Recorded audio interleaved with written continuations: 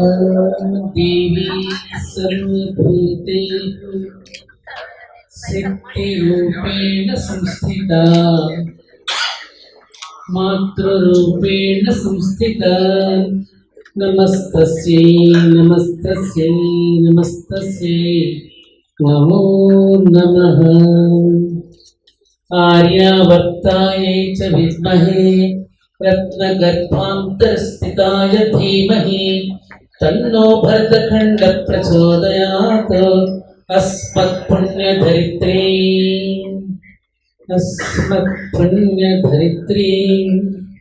प्रणमाम्यहं। श्रीमात्रे नमः, भारतमात्रे नमः, माता पितृगुरुभ्यो नमः। हरिः ओम्। ఈరోజు సంక్రాంతి రాకముందే పుట్టింటికి పిలిచి ఆడపడుచుకి ఇంత ఆత్మీయంగా ప్రేమానురాగాలతో ముగ్గురు ఇచ్ఛాశక్తి, జ్ఞానశక్తి, క్రియాశక్తులకు ప్రతీకలుగా మా ముగ్గురిని మధ్యలో కూర్చోబెట్టుకుని, ఇద్దరికంటే కొంచెం పెద్దదాన్ని కాబట్టి పెద్ద ఆడపడుచుకు ముందుగా తాంబూలం ఇచ్చి సత్కరించి నన్ను ప్రేమాభిమానాలతో ఉత్తేజితం చేసిన అన్నయ్యలకి, వదినలకి పాదాభినందనలు చేస్తూ తమ్ముళ్ళకి, మరదళ్ళకి శుభాకాంక్షలు తెలియజేసుకుంటున్నాను. కరవది రావాలి అని పిలిచిన వాడు కరవను అంటూ ఖర్చేశాడు నన్ను ఇక్కడ పిలిపించి. మా పెద్దవాడు వెంకట్రావు, శ్రీ దామచర్ల జనార్దన్ గారు వారి సతీమణి మిమ్మల్ని చూడాలంటున్నారు అని నాకు చెప్పాడు. అలాగే తప్పకుండా చూస్తాను, ఒక క్యాలెండర్ ఆవిష్కరణ మాత్రమే ఉంటుంది, రావాలమ్మా అంటే ఒక క్యాలెండర్ ఆవిష్కరణే కదా, దానిలో చేసేసి కరవది వెళ్ళిపోదామని నేను వస్తే లోపలికి రాగానే మీ అందరినీ చూసే ఒకంత ఆశ్చర్యం, ఆనందం కలిగింది. మళ్ళీ రాగానే చేసిన ఈ కార్యక్రమం చూసి మాటలు రావడం లేదు నాకు. మా సోదరి నాగసత్య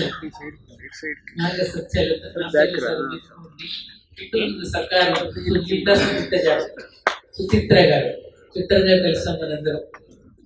ఈ విధంగా ఇదే మన సంస్కృతిలో ఉన్న గొప్పతనం. మనం ఏ పండుగ చేసుకున్నా, అబ్బాయికి బట్టలు ఇచ్చినా, అమ్మాయికి వడికి పంపిణీ చేసినా తప్పకుండా మేనత్తలు పక్కన కూర్చోబెట్టుకుని కానీ చెయ్యరు కదమ్మా, మనందరికీ అనుభవమే కదా. అలా తమ్ముళ్ళందరూ ఇలా కూర్చోబెట్టుకుని మాతో ఈ కార్యక్రమాన్ని నిర్వహిస్తున్నందుకు వేదిక మీద ఉన్నటువంటి కాకతీయ సేవా సమితి పెద్దలు, పిల్లలు, ముఖ్యంగా మహిళా భక్తులు, మా సోదరి మనందరికీ మరోసారి ఆంగ్ల నూతన సంవత్సరంతో పాటు సంక్రాంతి శుభాకాంక్షలు ముందు నాకు చేసినటువంటి ఈ సత్కారం చేస్తున్నప్పుడే నేను అనుకున్నాను, ఇదం నమమాయి ఇదే దుర్గాదేవే, ఈ సత్కారం నాకు కాదు, నేను నమ్మిన దైవానికి, నేను నమ్మిన ధర్మానికి నమస్కరించుకుంటూ, మీరు పెట్టినటువంటి పుట్టింటి చీర తప్పకుండా ఇంటికి వెళ్ళగానే చెప్తాను. నేను శరీరం విడిచిపెట్టినప్పుడు తప్పకుండా ఆ చీరను నా మీద తప్పండిరా, ఎంతో ప్రేమతో ఉండగానే మా ఇంట్లో వాళ్ళకి చెప్పి ఆ చీరనే కట్టుకుని బయలుదేరి వెళతారని చెప్పి మా తమ్ముడు వెంకట్రావుకి వాగ్దానం చేస్తూ మరోసారి భాషపాలతో అనుభూతితో నిండిన హృదయంతో మీ అందరికీ సస్యశ్యామలంగా మీ భూములన్నీ పాడి పంటలతో వర్తిల్లాలని. ఎందుకంటే మా అమ్మ ఎప్పుడు చెప్తూ ఉండేది, పుట్టింటికి వెళ్ళినప్పుడు భోజనం చేసి అత్తవారికి వెళ్ళిపోతూ ఉంటే కొంచెం పెరుగన్న వదిలిపెట్టాలమ్మా అనేది. ఎందుకమ్మా అంటే తమ్ముళ్ళందరూ బాగుండాలని కోరుకోవాలి కదమ్మా, అంతా మీరే పెట్టుకుంటే ఎలా అనేది. కాబట్టి ఇవాళ నా మనసులో మనసుని మా పుట్టింటి వాళ్ళ యొక్క సౌభాగ్యం కోసం ఆ భూములన్నీ సస్యశ్యామలంగా పండాలని, పిల్లా పాపలతో మీరందరూ ఉద్యోగాలు సద్యోగాలతో చక్కగా మీ కుటుంబాలను నిండుగా ఉండాలని, మీ ఆడపడుచు నిండు మనసుతో మీ అందరినీ చిన్నదానిగా పెద్దవాళ్ళని నమస్కరిస్తూ పిల్లలందరినీ కూడా ఆశీర్వదిస్తున్నాం. ఇప్పుడే చెప్పారు డీజే ఆర్ అనగానే పిల్లలందరికీ బాగా ఇష్టం డీజే పెడితే కానీ పాటలు పాడరు. అంతటి ఒకలాంటి ఒక ఉత్సాహం వస్తుంది డీజే అనగానే. కాబట్టి దామచర్ల జనార్దన్ రావు గారు వారి సతీమణి కూడా ఈ వెలువడి ధార్మిక కార్యక్రమాల్లో ట్రస్ట్ తరఫున ఇలా చేయడం అనేటటువంటిది చాలా అధిరోహించి మంచి కీర్తి ప్రతిష్టలు తెచ్చుకోవాలని. అలాగే నా పక్కనే వల్ల మరో సోదరి మా సుచిత్ర గారి కూడా గ్రంథాలయ చైర్పర్సన్, వారు కూడా గ్రంథాలయం అనగానే ఒక ఆలయం లాంటిది. ప్రతి అక్షరము కూడా ఎవరు మమ్మల్ని తడిని చూస్తారని ప్రతి గ్రంథాలయం ప్రతి పుస్తకము కూడా ఎదురు చూస్తోంది. ఇవాళ డిజిటల్ టెక్నాలజీ వచ్చిన తర్వాత పుస్తకాలను ఎవరు కూడా తడిపి చూడడం లేదు. ఇక ముందు ఈ ల్యాప్టాప్ ఇవన్నీ పక్కన పెట్టేసి ఇక పుస్తకాలు చదివే రోజులు రాబోతున్నాయమ్మా.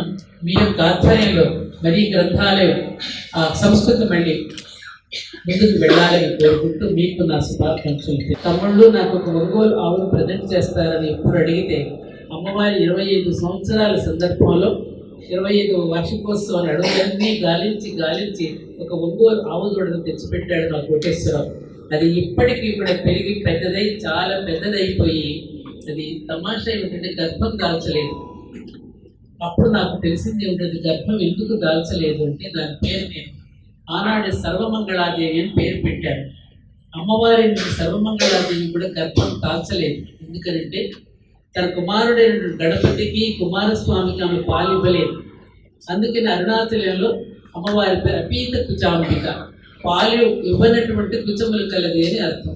ఎందుకని పరమశివుడు అంటాడు, పార్వతి నువ్వు కనుక నీ బిడ్డలిద్దరికే కనుక పాలిస్తే వాళ్ళ మీదే మమకారం పెరుగుతుంది, నువ్వు జగన్మాతవి కదా, అందుకని జగన్మాతకి పాలివ్వవలసినటువంటి అవసరం లేదు. ఇద్దరి పిల్లలే కాదు జగమంతా పిల్లలే.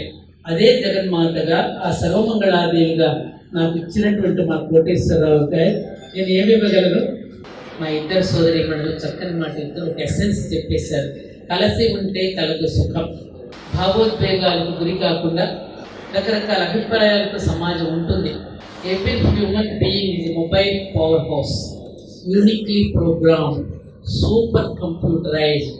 భగవంతుడు వివిధ రకాల స్వభావాలతో వివిధ రకాల ప్రవృత్తులతో మానవులను సృష్టించాడు. మనిషిని పోలిన మనిషి లేడు, గోరును పోలిన గోరు లేదు, వెంట్రుకను పోలిన వెంట్రుక లేదు, పువ్వును పోలిన పువ్వు లేదు. బ్యాండ్ మేళల పరికరాలన్నీ విభిన్నంగానే ఉంటాయి, కానీ అందులో నుంచి రాగం ఒక్కటే వస్తుంది. పరికరాలు విభిన్నంగా ఉన్న జనగణమన ఒకే రాగం అందరిలో నుంచి వస్తుంది. అలాగే వివిధ స్వభావాలతో వివిధ ప్రవృత్తులతో మనం ఉన్నప్పటికీ కూడా ఒక లక్ష్యాన్ని మనం నెరవేర్చుకోవాలంటే మనందరిలో ఉన్న రావాల్సింది కలిసి ఉండడం అనే రాగం ఒక్కటే మనలో నుండి రావాల్సినంత రాగం అనే విషయాన్ని ఆ సోదరీమణులిద్దరూ ఒకే ఒక వాక్యంలో చెప్పి ముగించారు. దానికి కొంచెం విస్తృతంగా నేను చెప్తున్నాను తప్ప వాళ్ళు చెప్పింది నేను.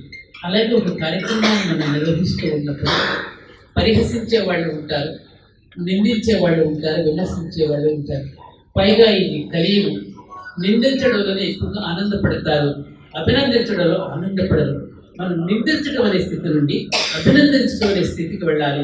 అభినందించే స్థితి నుండి అనుభూతులనే స్థితికి వెళ్ళినప్పుడే మానవ జీవితాలు ఎక్కువ సజావుగా ఉంటాయి. ఈ నిందించడం మానేసి అభినందించడం నేర్చుకుంటే, ప్రోత్సహించడం నేర్చుకుంటే అన్ని కార్యక్రమాలు కూడా శుభప్రదంగా ఉంటాయనే విషయం మన పూర్వీకులందరూ మనకు అందించినటువంటి విషయం. కాబట్టి నేను ఎప్పుడు మన వాళ్ళందరికీ చెప్పేది ఒకటే మాట.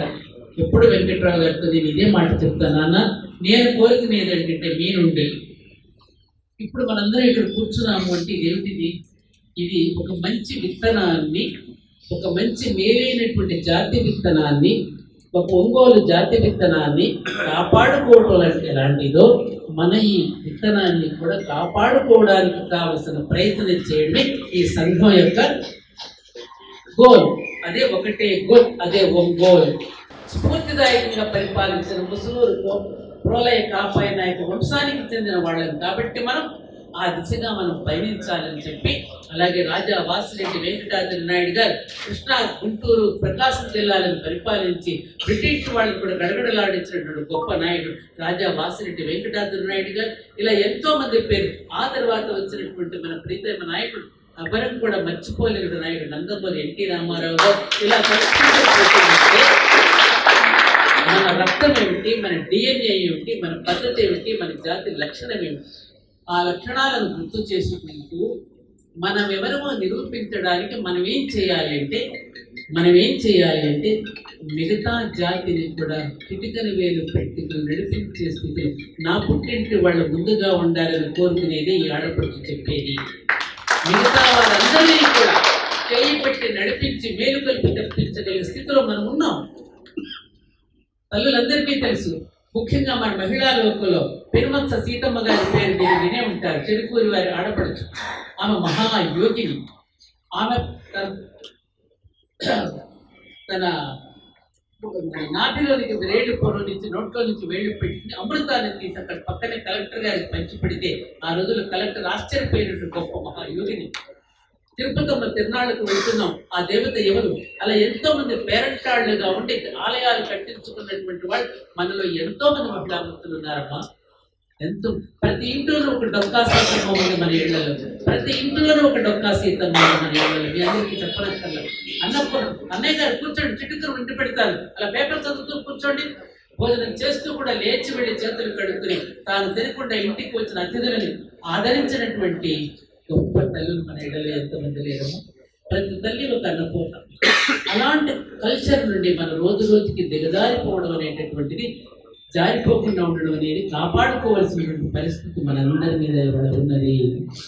ముఖ్యంగా మనందరం కాపాడుకోవాల్సింది రాబోయే తరాలను, రాబోయే భవిష్యత్తు. పెళ్ళిళ్ళు పిటాకులు అయిపోతున్నాయి, కాపురాలు కూలిపోతున్నాయి. ఇందాక ల్యాప్టాప్లు ఇస్తుంటే నాకు ఒకటే గుర్తొచ్చింది. భార్యాభర్తలు ఇద్దరు ల్యాప్టాప్తోనే కాపురం చేస్తున్నారు. ల్యాప్ అంటే ఒడి, ఒళ్ళో పెట్టుకునేదే టాప్, ల్యాప్టాప్.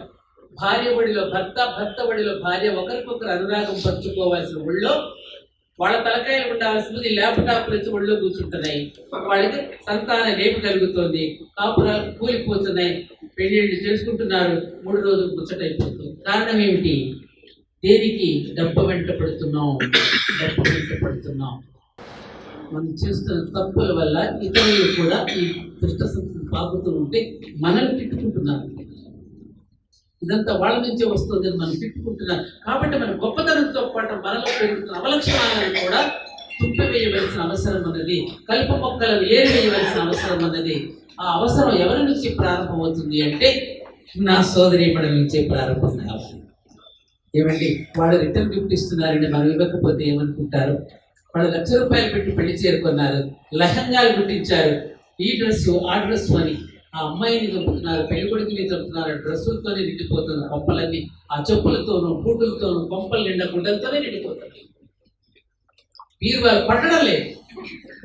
ఏది లేకపోయినా నేను మేనేజ్ చేసుకోగలదనే మంత్రాన్ని ప్రతి మహిళామూర్తి కనుక జపించినట్టయితే మా తమ్ముళ్ళు కూడా హాయిగా ఉండగలుగుతారు. ₹3,000 కూడా ఉండదు. మీ మీద తగిలించుకుంటున్న వెళ్ళి మీ జాకెట్కి ఎంత ఖర్చు పెడుతున్నారు? పెళ్లి జాకెట్కి ఎంత? 25,000 జాకెట్. 50,000 25,000 చాలా తక్కువ అంటున్నారు నాతో చాలా మంది.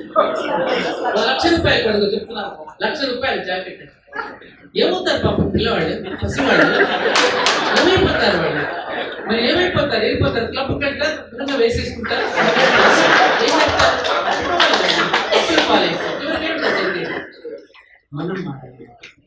మనం మారాలి. ఇది నిజంగా మనందరం కనుక మారితే ప్రపంచం మొత్తం మారిపోతుంది. ఇది తప్పకుండా మనం గుర్తు పెట్టుకుని సింపుల్గా పెళ్ళిని సింపుల్గా చేద్దాం, సాదాగా జీవిద్దాం, మనం ఉన్నతంగా ఆలోచిద్దాం. ఇది నా నినాదం. సాదాగా జీవిద్దాం, సాదాగా జీవిద్దాం, సాదాగా జీవిద్దాం. చెప్పండి, సాదాగా జీవిద్దాం. మళ్ళీ చెప్పండి. ఇది లేకపోయినా నేను మేనేజ్ చేసుకోగలను అనే మంత్రాన్ని జపించండి. మనోరూపేక్షు కోదండాయ నమః అని లలితా సహస్రనామంలో వచ్చే మంత్రాన్ని కనుక మీరు జపిస్తే కోరికలన్నీ పోయి లక్ష్యం వైపుకు వెళ్తారు. మన కోరికలన్నీ పోతాయి. ఏం పట్టుకెళ్తామమ్మా? ఆ వాడకాలన్నీ తీసుకొచ్చి రోడ్ల మీద పడేసి ఇప్పుడే చూస్తున్నాను. రోడ్ల మీద కొంత చెత్త, ఎక్కడ చూసినా ప్లాస్టిక్, ఎక్కడ చూసినా కూడా డైపర్స్, ఎక్కడ చూసినా నాప్కిన్స్, ఎంత ప్లాస్టిక్ వాడకం. ఇప్పుడు సంక్రాంతి పండుగ చేస్తున్నాం, భూదేవిని ఆరాధిస్తాము, మా భూమి పండించిస్తుంది, దానికి ఎంత కాలుష్యాన్ని నింపుతున్నాం మనం, ఎంత నానా దరిద్రం అంతా తీసుకెళ్లి పక్కన పారేసిస్తున్నారు. మొన్ననే నేను కృతజ్ఞతలు చెప్పుకుంటూ మన ధర్మపురి క్షేత్రంలో నేను 108 మంది పారిశుద్ధ్య కార్మికులకి కాళ్ళు కడిగి పూజ చేసి సన్మానం చేశాను. నేను చదువుకున్న వాడేమో పర్యావరణాన్ని పాడు చేస్తున్నాడా, చదువు రానివాడు చదువు లేనివాడేమో పర్యావరణాన్ని కాపాడుతున్నాడా? మరి వాడిని పూజించాలా లేదా? ఒకప్పుడు మన ఇంట్లో ఎరువు ఎలా ఉండేది? ఆ ఎరువులు ఏమేసేసేవాళ్ళం, దాంట్లో మనం తీసిన కూరగాయ ముక్కలన్నీ కూడా వేసేవాళ్ళం, మొక్కల్లో వేసేవాళ్ళం, మొక్కలు పెరిగేవి. పిల్లలకి ఎటువంటి డైపర్లు వేసేవాళ్ళం? తాతయ్య పంచు, నాన్నమ్మ పంచు, అమ్మమ్మ పంచు చలవ ఉంటుందని చెప్పి ఆ పంచులన్నీ లంగోటాలుగా కొట్టి పిల్లలకి తగిలిస్తే పాప తడిగా వెళ్ళినప్పుడల్లా వాడు దుఃఖపట్టి ఏడిస్తే అమ్మ యొక్క స్పర్శ కోసం వాడు ఏడుస్తాడు. వాడు ఏడవడానికి ఆ లంగోటా కట్టేవాళ్ళు. ఆ లంగోటా కడితే వాడు ఏడిస్తే గబగబా అమ్మ పరిగెత్తుకెళ్ళి వాడి చంకలు ఎత్తుకునేది. వెచ్చగా వాడికి మళ్ళీ లంగోటా మారిస్తే వాడి ఇద్దరి మధ్య ఒక అటాచ్మెంట్ పెరిగేది. ఇప్పుడు అమ్మలు ముందుగానే వాడికి డైపర్ తగలేసి సాయంకాలం వరకు వాడు తిరుగుతూ ఉంటాడు. స్కిన్ డిసీజెస్ వచ్చేస్తూ ఉంటాయి, అవి తీసుకెళ్ళి రోడ్డు మీద బారేస్తుంటారు. అయ్యో చావు పెట్టవవి. పిల్లవాడికి జబ్బులు వస్తున్నాయి, తల్లికి బతుకు, తల్లికి పిల్లవాడికి అటాచ్మెంట్ తగ్గిపోతుంది. నర్సులే తీసుకొచ్చే ముందే ఉయ్యాలో బారేస్తారు అక్కడ. ఆ పిల్లవాడిని ఎత్తుకునేవాడు ఎత్తుకోవడం కూడా తెలియట్లేదు వాడు మన పిల్లలకి. ఏది మన సాఫ్ట్వేర్ చదువుకుని ఇంజనీరింగ్ అమ్మాయిలకి బిడ్డప్పుడైతే వాడు ఎత్తుకోవడం కూడా చేత కావట్లేదు. అన్నయ్య ఏం చెప్పాలి మనం? నీకే చెప్తున్నాను. నువ్వు కనలేదా, నువ్వు ఎత్తుకొని మొక్కడు వాడికి అసలు ఎత్తుకోవడం. ఎయిర్పోర్ట్ లో చూస్తున్నానండి ఇవన్నీ. వెళ్ళినప్పుడు అలా పారిపోతున్న పిల్లలు అబ్జర్వ్, నేనైనా ఖరీదు, నువ్వు కనలేదు, నువ్వు ఎత్తుకోవడం. ఇది కొట్లాడుకుంటున్నారు ఎయిర్పోర్ట్స్ లో. ఆ బండి మీద వేసుకుని తీసుకుపోతుంటారు. పిల్లవాడిని చక్కగా గుండెలు కత్తుకుని ఎత్తుకునేది స్పర్శ లేదు వాడి పిల్లలకి. మరి వాడు ఓల్డేజ్ బొమ్మలో వేయకపోతే ఎక్కడ వేస్తారండి? చెప్పండి మీరు. సంస్కృతి సంస్కృతి ఎందుకు పిల్లలు వస్తుంటే మా వాడు పక్కన చెప్తే పెద్దవాళ్ళకి నమస్కారం చేయి అంటున్నాడు. కానీ పిల్లలు పెద్దవాళ్ళకి నమస్కారం చేయని కూడా ఒకరు చెప్పవలసి వస్తుంది. ఏది సంస్కారం? సంస్కారం ఉంటేనే కదా కాపురాలు. మేమందరం కష్టాలు పడినా అందరూ ఇక్కడ ఉన్న వాళ్ళు ఎవరైనా నేను కష్టపడకుండా ఉన్నారని కూడా మీరు చేసుకోండి. కాపురానికి వెళ్ళిన తర్వాత ఏ కష్టమో లేకుండా మన కాపురాలన్నీ సజావుగా నడిచాయా? ఎంతమంది గుండెల మీద వచ్చేసుకుని తప్పగలరు? అది లేదమ్మా అంటున్నారు, అందరూ మౌనంగా ఒప్పుకున్నారు. నాకు తెలుసు నాన్నగారు నిర్ణయిస్తే వాడు ముక్కు మొక్క మనకు తెలియదు, వాడు ఎటువంటి వాడో తెలియదు, అత్తగారు ఎటువంటిదో తెలియదు, మామగారు ఎటువంటి వాడో తెలియదు, తోటికోడల స్వభావం తెలియదు, ఆడపడుతు స్వభావం తెలియదు. ఇలా చిటికను వేలు పట్టుకొని తల ఉంచుకుని బొమ్మలో కాలు పెట్టి వెళ్ళి ఆ ఇంటినంటే సమర్థించినటువంటి స్త్రీ ధైర్యానికంటే ధైర్యవంతుడు ఎవడైనా ఉన్నాడండి? అప్పుడే స్త్రీ యొక్క ధైర్యం ఏమిటో తెలిసి వచ్చేది. అందుకని ఈ మధ్య సినిమాలో ఒక డైలాగ్ చూస్తాం, ఇదిగో నువ్వు నన్ను చూడటానికి కొంచెం నలుగురితో వచ్చావు, ఎంగేజ్మెంట్ అప్పుడు ఒక 50 మందితో వచ్చావు, నన్ను పెళ్లి చేసుకోవడానికి 100లో వచ్చావు, నేను ఒక్కదానే నీ ఇంటికి వచ్చాను. అందుకని ఇప్పుడు అమ్మాయిలు తాట తీస్తున్నారు, ఒక్కొక్కడిని తాట తీస్తున్నారు. ఏ మా అమ్మమ్మలు మరి ఆ రోజుల్లో మరి పడ్డాం కదా, ఆ రోజుల్లో మా అందరిని హింస పెట్టారు. ఇంట్లో నుంచి బయటకు వెళ్ళకుండా నానా రకాల ఇంటితోనే పారేసి మమ్మల్ని ఎక్కడికి తీసుకెళ్ళకుండా నానా రకాల ఇబ్బందులు మీరు పెట్టలేదా అని వాళ్ళు మళ్ళీ తిరిగి జన్మించి చక్కెర వడ్డీతో తీర్చుకుంటున్నారు. చక్కెర వడ్డీతో తీర్చుకుంటున్నారు. ఏ తప్పుడు కరెక్టా కాదా? కదా, అందుకని జాగ్రత్తగా మళ్ళీ వచ్చే జన్మకైనా మంచి ఇల్లాలు రావాలని ఇప్పటి నుంచి మా మరదలను బాగా చూసుకోండి, బాగా చూసుకోండి. ఏంటి మా చీరా సాయం మీరు పెట్టి నాకు పంపినందుకు నేను తరఫున మాట్లాడలేదు, పెట్టరు మళ్ళీ మీరు నాకు. కాబట్టి ఇవన్నీ సరదాగా మన సంక్రాంతి సంబరాలు కదా, ఇప్పుడు సరదాగా మాట్లాడుకుందాం. ఇవన్నీ ఎందుకనంటే సామాజిక బాధ్యత మనందరి మీద ఉంది. పౌరుడి యొక్క బాధ్యత ఏమిటో పాశ్చాత్య దేశాలు వాళ్ళు అనుసరించినట్టు అక్కడ చట్టం బాగా బలంగా ఉంటుంది, మనకు లేదు. ఎక్కడ పడితే అక్కడ కనీసం చదువుకున్న వాళ్ళు కూడా ఎయిర్పోర్ట్కి వెళ్తే రెస్ట్ రూమ్స్ ఎలా వాడుకోవాలో తెలియట్లా. దేన్ని ఎలా వినియోగించాలో ఎక్కడి చెత్త పారేయాలో కూడా తెలియని స్థితిలో మనం పెరుగుతున్నాం అంటే పౌర స్పృహ, పౌరుడి యొక్క బాధ్యతలు కూడా మనం నేర్చుకోలేనప్పుడు విదేశాలకు వెళ్ళి కూడా మనం విదేశాలలో కూడా ద్వేషం పెంచేటట్టుగా తయారవుతున్నాము అంటే మీరు ఆలోచించారు. మొన్న నన్ను అమెరికా పిలిచారు, గట్టిగా నేను బహిరంగంగానే చెప్తున్నాను, ఏమనుకోకండి. అమెరికా వెళ్ళాను, నేను 50 సంవత్సరాలు పూర్తయిందని తెలుగు మహాసభ పెట్టినప్పుడు వాళ్ళందరినీ నేను కూర్చోబెట్టి ఒక్కటే మాట్లాడినాను, మీరు పొట్ట పట్టుకుని అమెరికా దేశం వచ్చారు సంపాదించుకోండి, మీ జన్మభూమికి కూడా మీరు సహకరించండి, చాలా సంతోషం. కానీ ఇక్కడ ఇందాక పొగుడుతున్నారు కానీ నేను ఒక విషయం చెప్తున్నాను, చేసే పని ఏదో మీరు గుప్తంగా చేయండి. అక్కడికి వెళ్ళి జెండాలు పట్టుకుని చొక్కాలు వేసుకుని ఈ ఎజెండా అక్కడ ప్రదర్శించడం వల్ల అక్కడ ఏమైంది? ద్వేషం వచ్చింది, అక్కడ కూడా కోపం వచ్చింది. ఆ దేశానికి వెళ్ళి కూడా మన యొక్క ప్రక్రియలు కనుక మనం పాటిస్తే అవతల వాళ్ళకు ద్వేషం. లండన్లో వచ్చింది ఒకప్పుడు, ఇప్పుడు అమెరికాలో వచ్చేసింది. 4-5 ఉద్యోగాలు చేయటం, 4-5 కార్లు కొనేసేయటం, పెద్ద పెద్ద బంగ్లాలు కొనేయటంతో అక్కడ కూడా ద్వేషం పుట్టింది. మనం అంటే అందులో అధిక శాతం మన వాళ్ళే ఉన్నారు సుమా. నేను చూసాను. బాబు మీకేం పని ఇక్కడ? గుప్తంగా చేయండి, మీరు చేయాల్సింది, బహిరంగంగా చేయకండి. ఆ చొక్కాలు వేసుకుని మీరు బళ్ళ మీద అమెరికా వీధుల్లో తిరిగితే పచ్చ చొక్కాలు వేసుకుని వాళ్ళకి మండిపోయింది. అక్కడ తానాన్ని పెట్టారు, తానా నుంచి విడిపోయారు, ఆటా నుంచి విడిపోయాడు, ఇంకోటి ఏదో పెట్టాడు. వివేకానంద చెప్పినట్టు భారతీయులు 3 కలిసి 3 రోజులు కూడా పని చేయలేని స్థితి. అది రాకూడదు. అలాగే ఇందాక మన సంఘంలో ఉన్న ఇబ్బందులు, ఇందాక తమ్ముడు చెప్తూ ఉంటే వింటున్నాను, ఉంటాయి ఇవన్నీ. ఈర్ష్యతోనూ అసూయతోనూ రకరకాలుగా పరిహసిస్తారు, రకరకాలు. కాబట్టి భగవంతుడే పరిహసించేవాడిలో ఉంటాడనే విషయం గుర్తుపెట్టుకోండి. వేదాంతం పరిహసించేవాడు కూడా భగవత్ స్వరూపమే. నువ్వు ఎంతవరకు వెంకట్రావు నిలబడగలవో, ఎంతవరకు నువ్వు చేయగలవనే దాన్ని కదిపి చూస్తారు. అది తెలుసుకుంటే ఎవరు ఏమనుకున్నా మన లక్ష్యం మనం నెరవేర్చుకునేంత వరకు కూడా మనం గట్టిగానే నిలబడగలుగుతాం. కాబట్టి విమర్శలు వస్తాయి, అనేక రకాలుగా పరిహసిస్తూ ఉంటారు, రకరకాలుగా ఏమంటారు పరదలుతూ ఉంటారు, రకరకాలుగా ఇంకెన్నో రకాలైనటువంటి ఏమంటారు దానిని పుకార్లు పుట్టిస్తారు. ఇవన్నీ సమాజంలో ఇప్పటివి కాదు, రామాయణ కాలం నుంచి మహాభారత కాలం ఉన్నవే. ఆ కథలకే మన కథలు అర్థం పట్టేటట్టుగా ఉంటాయి. కాబట్టి ఆ పాత్రలన్నింటినీ ఇక్కడ మన పాత్రతో మనం సమన్వయం చేసుకుని మనం జీవించటమే మన యొక్క ధ్యేయం. కాబట్టి సోదరీమణులారా, ముఖ్యంగా నా మాతృమూర్తులందరికీ నేను విన్నపాలు తెలియజేసుకుంటున్నానమ్మా. నాకు తెలుసు మన స్త్రీత్వం అంటే ఏమిటో, మన యొక్క గొప్పతనం ఏమిటో, మన ఔన్నత్యం ఏమిటో మనందరికీ తెలుసు. మీరు ఎన్ని కష్టాలు పడుతూ పిల్లలు పైకి తెచ్చుకుంటారు అన్నీ తెలుసు.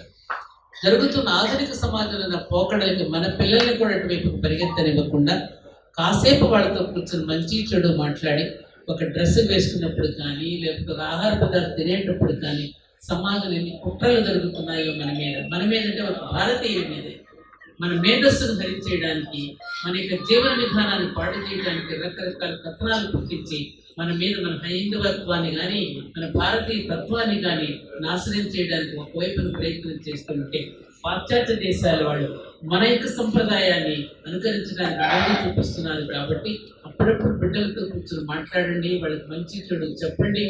ఆ రకమైన బాధ్యతను మీరు కూడా వహించవలసిందిగా, మాతే సమాజ నిర్మాత కాబట్టి ఆ బాధ్యతను మీరు వహిస్తూ కుటుంబాలు నిలబెట్టడంలో మీకున్నటువంటి ఓర్పుకి నేర్పు మరింత తోడే ఈ భారత జాతిని రక్షించుగా కానీ నా సోదరి మండలందరికీ సోదరులందరికీ, ఎందుకంటే మీరు మనసుతో ఆలోచిస్తారు, వాళ్ళేమో హృదయంతో స్పందిస్తున్నారు. మిమ్మల్ని కూడా తయారు చేసింది మేమే కాబట్టి, అమ్మే కదా తయారు చేసింది. కొడుకు పుట్టగానే ఏమ్మా తలదూ కూడా నేర్పింది ఎవరు మీకు? అన్నం ఎలా కలుపుకోవాలో నేర్పింది ఎవరు మీకు? నవ్వడం నేర్పింది ఎవరు? నడక నేర్పింది ఎవరు? నడక నేర్పింది ఎవరు? ఎలా ఉండాలో నేర్పింది ఎవరు? అమ్మ. అమ్మ అంటే నిజం, నాన్న అంటే నమ్మకం. అమ్మ అంటే 2 పెదాలు కలుపుతున్నాయి, నాన్న అంటే 2 పెదాలు విడిపోతున్నాయి. అమ్మ సంపద, నాన్న నమ్మకం. కాబట్టి మీరు కూడా ఇప్పుడు ఆడపిల్లలతో చక్కగా కూర్చోబెట్టి వాళ్ళని చెప్పి ధర్మపత్రులందరితో సమధర్మచారులతో కూర్చొని అప్పుడప్పుడు కుటుంబ విషయాలు కూడా మాట్లాడుకుంటూ అన్నీ చెప్పకండి రహస్యాలు ఆడవాళ్ళకి, అది కూడా నేనే చెప్తున్నాను. మీరు కొన్ని మాత్రమే వ్యాపార విషయాల గురించి అసలు చెప్పొద్దు. వాళ్ళకున్నంత నెట్వర్క్ ఇంకెవరికి ఉండదండి. చాలా దూరం వెళ్ళిపోతుంది కాబట్టి చెప్పవలసిన విషయాలు వాళ్ళతో చెప్తూ, చెప్పకూడని విషయాలు రహస్యంగా దాచుకుంటూ ముఖ్యంగా వాస్తవమే కదా. కాబట్టి మీరు కూడా ఆనందంతో ఉత్సాహంతో ఈ సంక్రాంతి పండుగని అందరూ బాగా జరుపుకోవాలని నిండు మనసుతో కోరుకుంటూ, ఇంత సడన్గా ఆకస్మికంగా ఇలా పిలిచి నరవది వెళ్ళదామని చెప్పి మధ్యలోనే నన్ను ఆపి విధంగా మీరు ఇలా సంభ్రమాశ్చర్యాలకు గురి చేసిన మీ అందరికీ, మా వెంకట్రావు, మా లీలా అందరూ ఉన్నారు. నేను ఇప్పుడు అప్పుడు సినిమాకు కూడా వెళ్ళేవాళ్ళు. ఎవరు వచ్చినప్పుడు అందరూ కనిపిస్తుంది. ఇక్కడ రామారావు గారు వీళ్ళు ఎవరు వచ్చినట్లే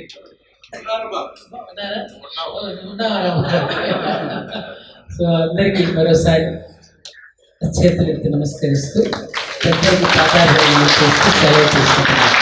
జై హింద్, జై జై.